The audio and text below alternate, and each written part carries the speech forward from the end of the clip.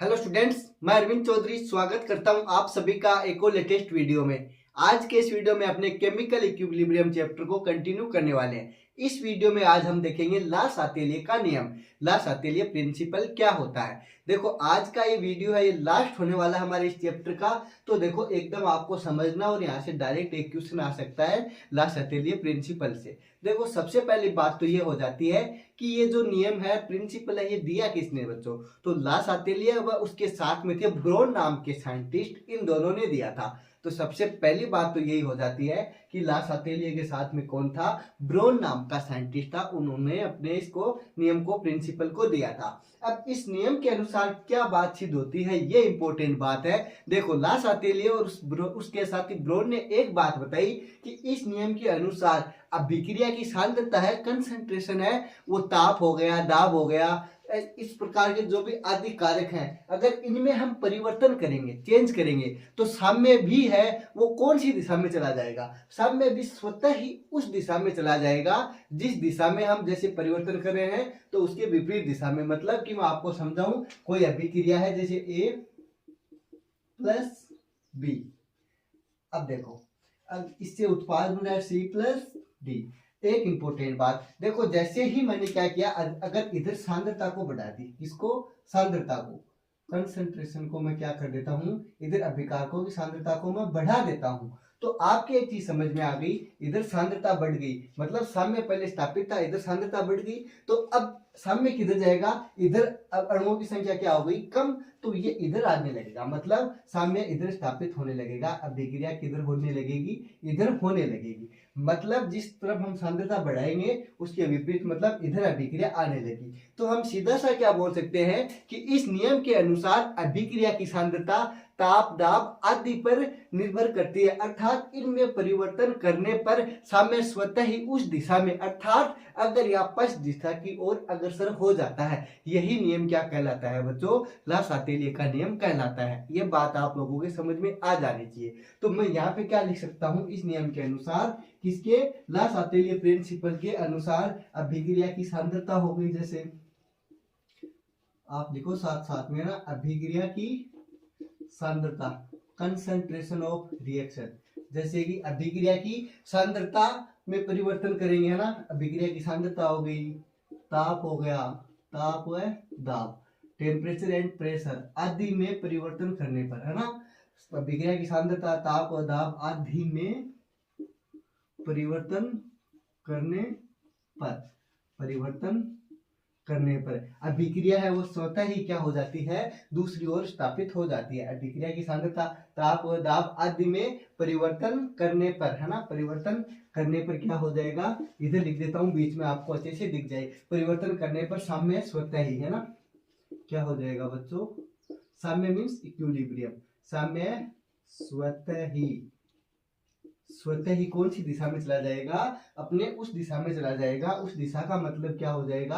अगर वह पश्चिम दिशा, जैसा कि मैंने आपको ऊपर समझाया, अगर मीन्स फॉरवर्ड और पश्चिम मीन्स बैकवर्ड रिएक्शन, अर्थात या तो फॉरवर्ड रिएक्शन की ओर या फिर अगर मतलब पश्चिम रिएक्शन की ओर क्या हो जाएगा? अग्रसर हो जाएगा, दिशा की ओर अग्रसर हो जाता है।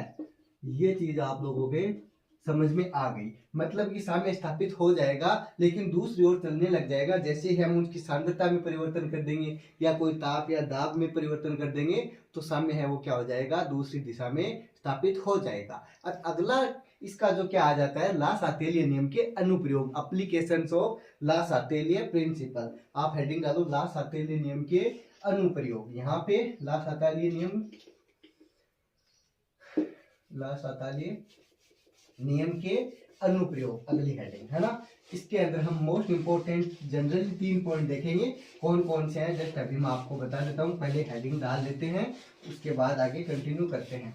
वैसे आप लोगों की स्टडी कैसी चल रही है कमेंट करके बताओ, और अगला वीडियो आपको कौन से चैप्टर पे चाहिए वो भी बता दो। ऑलमोस्ट हमारे 7 चैप्टर हैं वो कंप्लीट हो गए, है ना।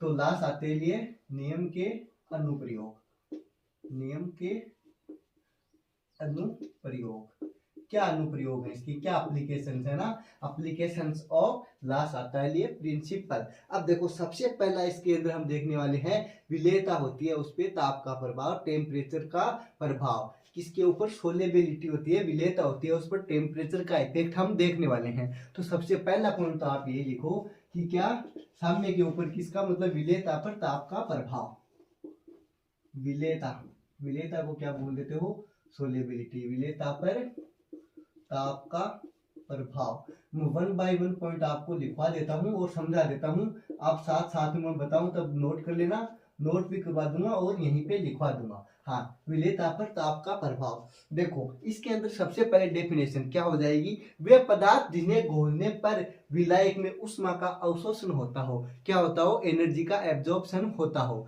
तो क्या हो जाएगा, विलयन है वो ठंडा हो जाएगा। जैसे कि मैं आपको एक यहाँ पे एग्जाम्पल देके बता देता हूँ, वैसे इसका एग्जाम्पल नहीं है वो, लेकिन फिर भी समझाने की कोशिश करता हूँ। जैसे आपके पास में परफ्यूम होता है, वो आप हथेली पे डालते हो तो क्या हो जाता है, जैसे ही वो मतलब हथेली पे डालोगे आपको ठंडा लगेगा और वाष्प बन के उठ जाएगा।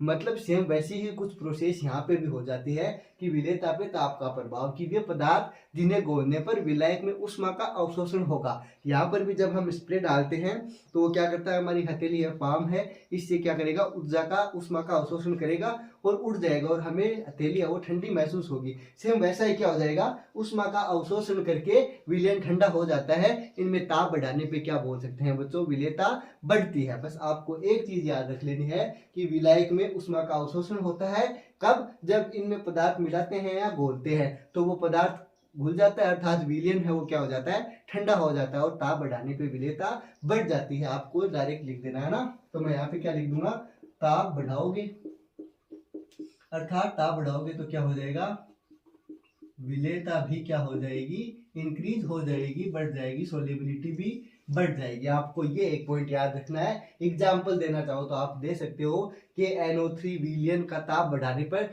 ठोस के NO3 की विलेयता क्या हो जाती है बच्चों, बढ़ जाती है। एग्जाम्पल में क्या लिख दोगे कि NO3 विलयन का ताप बढ़ाने पे ठोस के NO3 की विलेयता बढ़ जाती है, सोलिबिलिटी इंक्रीज हो जाती है। नेक्स्ट पॉइंट क्या लिखोगे, दाब बढ़ाने पर गैस की विलेयता है उस पर क्या प्रभाव पड़ता है, तो मैं डायरेक्ट आपको लिखा देता हूँ, दाब बढ़ाने पर भी गैस की विलेयता है वो क्या हो जाती है, बढ़ जाती है। अगला पॉइंट है ना, सेकंड पॉइंट, प्रेशर इंक्रीज करोगे है ना, दाब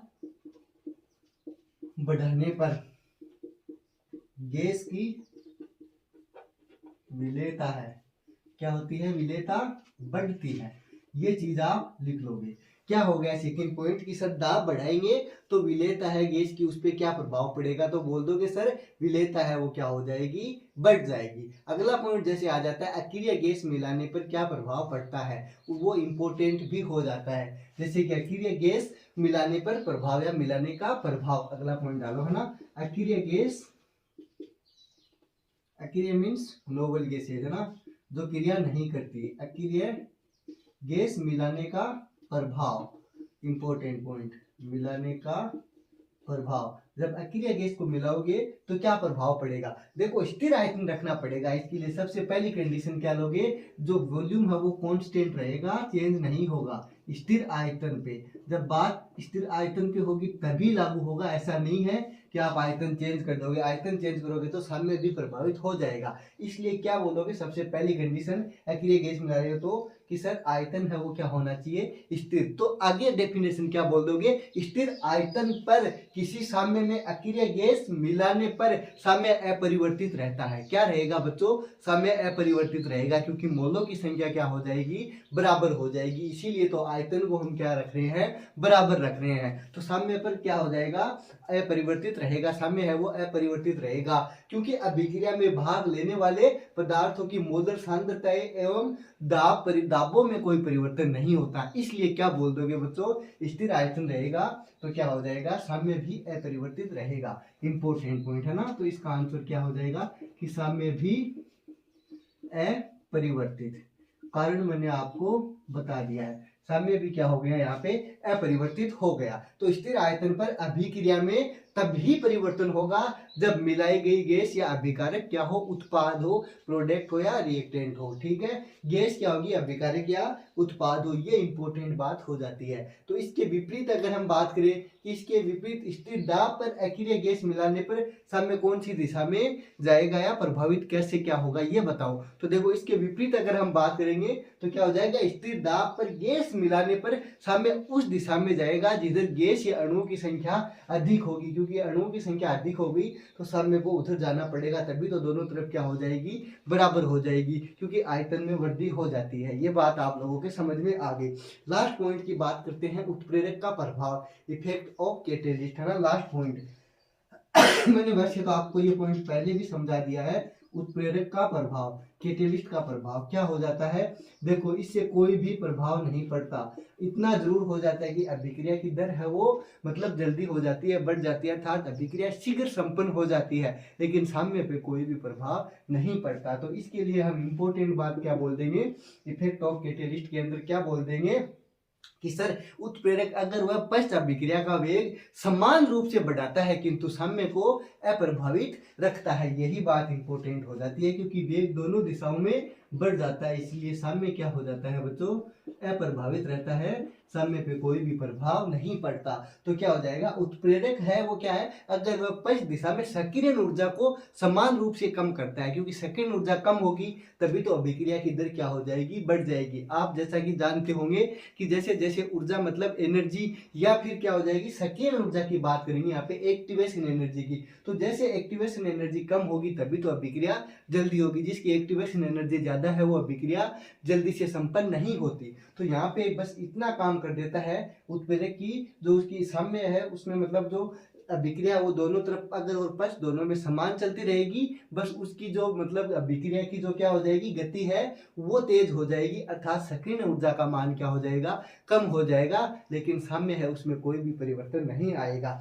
ये चीजें आप लोगों के समझ में आ गई होगी। अब जैसे कि मैंने आपको बताया दिया था यहाँ पे सांद्रता का प्रभाव शुरुआत में कि सांद्रता के अंदर कैसे क्या वृद्धि होती है, अगर हम अभिकारक की सांद्रता या मात्रा में वृद्धि करते हैं तो रिएक्शन कौन सी तरफ जाएगी बच्चों, फॉरवर्ड रिएक्शन जाएगी, अर्थात उत्पाद की वृद्धि करेंगे तो रिएक्शन कौन सी साइड जाएगी, बैकवर्ड रिएक्शन जाएगी। ये चीज आप लोगों के समझ में आ गई होगी।